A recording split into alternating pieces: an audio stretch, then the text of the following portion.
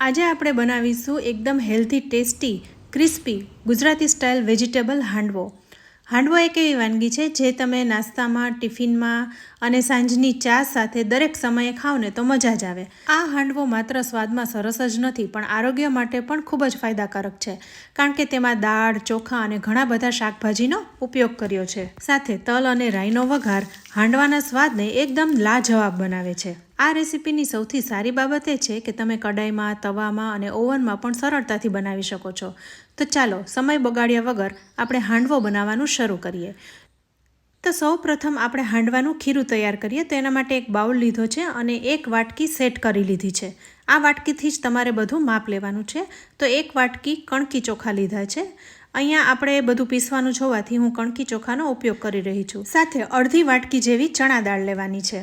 સાથે ચણાની દાળથી અડધી અડદની દાળ લેવાની છે, એટલે કે પા વાટકી જેવી અડદની દાળ, સાથે પા વાટકી મગની મોગર દાળ લીધી છે.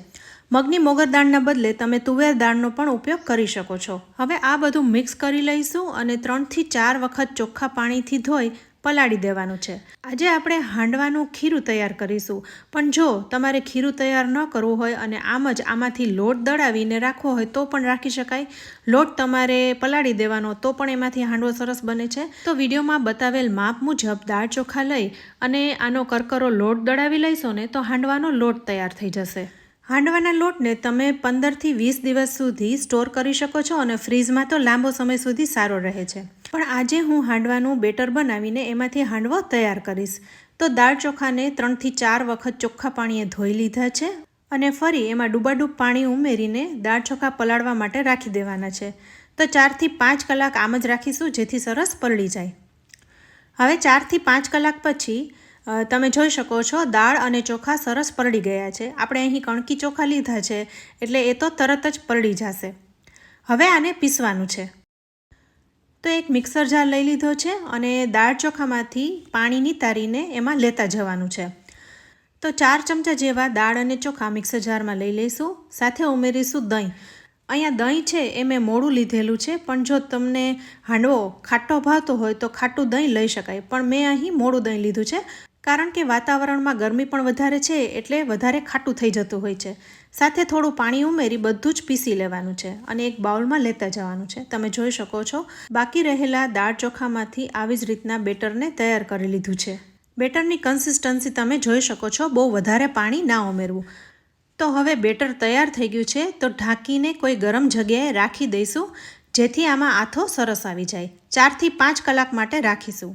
હવે 4 થી 5 કલાક પછી તમે જોઈ શકો છો આમાં આથો સરસ આવી ગયો છે. અત્યારે વાતાવરણમાં ગરમી છે એટલે આથો તરત જ આવી જશે. એટલે તમારે જેટલું ખાટું ખાવું હોય એ પ્રમાણે તમારે ગરમ જગ્યાએ રાખવાનું છે. 4 થી 5 કલાકમાં સરસ આથો આવી જાય છે. પણ જો તમે આથાવાળું બહુ નથી ખાતા તો 2 થી 3 કલાકમાં પણ તમે હાંડવો બનાવી શકો છો.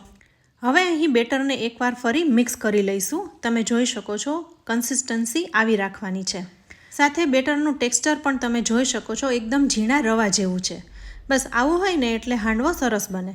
આજે વેજીટેબલ હાંડવો બનાવવાનો છે એટલે થોડા મેં વટાણા લીધા છે, ગાજર લીધું છે અને દૂધી લીધી છે.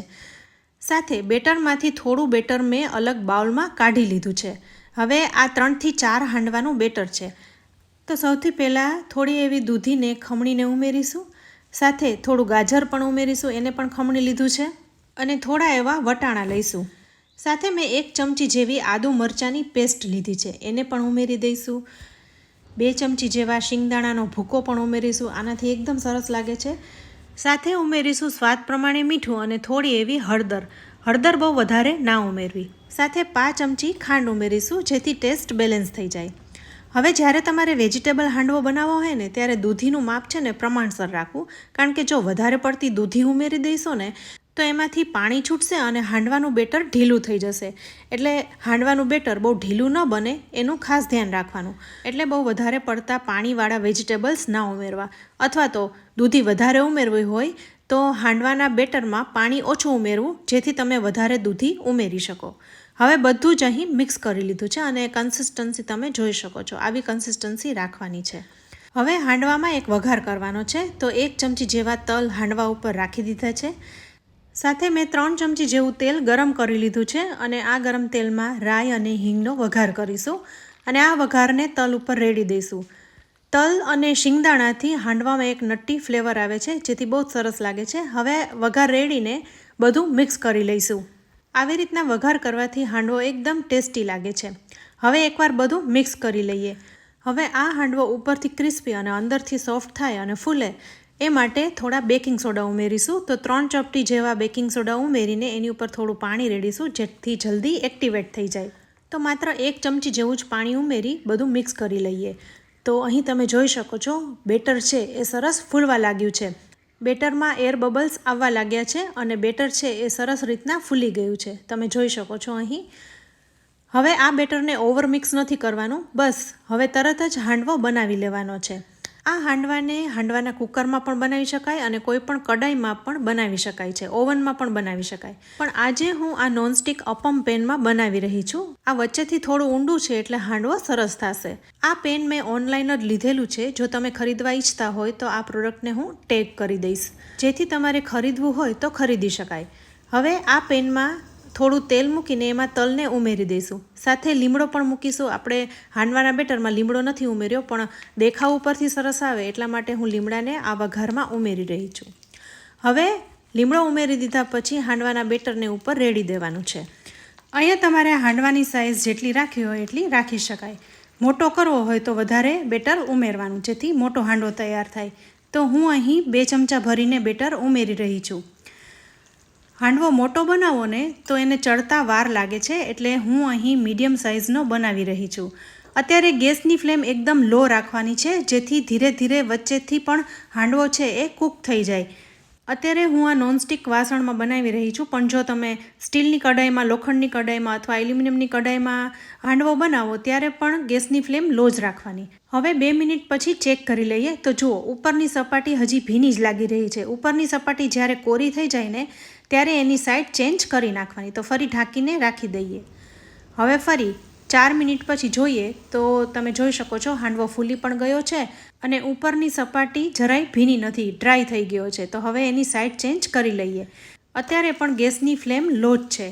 તો ફ્રેન્ડ્સ, જોયું ને, નીચેથી કેટલો સરસ કૂક થઈ ગયો, એકદમ ક્રિસ્પી, જોતાં જ ખાવાનું મન થઈ જાય એવો છે. તો હવે આપણે બીજી સાઈડથી પણ એને કૂક કરી લઈએ. વધારાના લીમડાના પાન છે એને કાઢી લીધા છે, ફરી ઢાંકીને ચડવા દઈએ. હવે બીજી સાઈડથી પણ હાંડવો આવી જ રીતના ક્રિસ્પી થઈ જાય ત્યાં સુધી કૂક કરીશું. તો જુઓ, સાઈડ ચેન્જ કરતાં તમને દેખાઈ રહ્યું છે હાંડવો એકદમ સરસ કૂક થઈ ગયો છે, ક્રિસ્પી થયો છે. તો ફ્રેન્ડ્સ, આ હાંડવો અહીં તૈયાર થઈ ગયો છે. લો ફ્લેમ ઉપર કરીશું ને તો આવી જ રીતના બધા હાંડવા તૈયાર થશે, વચ્ચેથી જરાય કાચો નહીં રહે. તમારે જો ચેક કરવું હોય ને તો ચપ્પાથી ચેક કરી શકાય.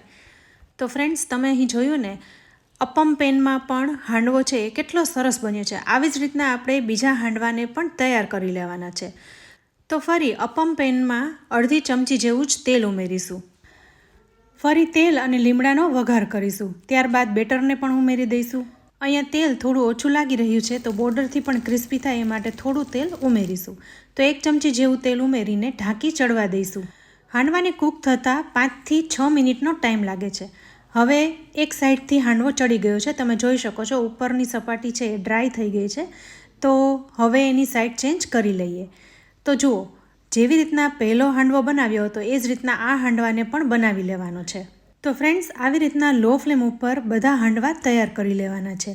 તો જોઈને જ ખાવાનું મન થઈ જાય એવા થયા છે ને, ઉપરથી એકદમ ક્રિસ્પી અને અંદરથી સોફ્ટ. તો ફ્રેન્ડ્સ, આ હાંડવો ચા, ચટણી, સોસ વગેરે સાથે એકદમ સરસ લાગે છે. સવારના બ્રેકફાસ્ટમાં, ટિફિનમાં અથવા ટી ટાઈમ સ્નેક કે ડિનરમાં પણ ખાવાની મજા આવે એવા હાંડવા તૈયાર થઈ ગયા છે. તો ફ્રેન્ડ્સ, વિડીયોમાં આપેલી બધી ટિપ્સને ફોલો કરીને હાંડવો બનાવશો ને તો મસ્ત જ બનશે. તો ફ્રેન્ડ્સ, તમને આજના આ વેજીટેબલ હાંડવાની રેસીપી કેવી લાગી? રેસીપી સારી લાગી હોય ને તો વિડીયોને લાઇક અને શેર કરજો. સાથે અમારી ચેનલ કિચન સિરીઝને સબસ્ક્રાઈબ કરી લેજો. અમારા ફેસબુક પેજ, ઇન્સ્ટાગ્રામ પેજને લાઇક કરી ફોલો કરી લેજો.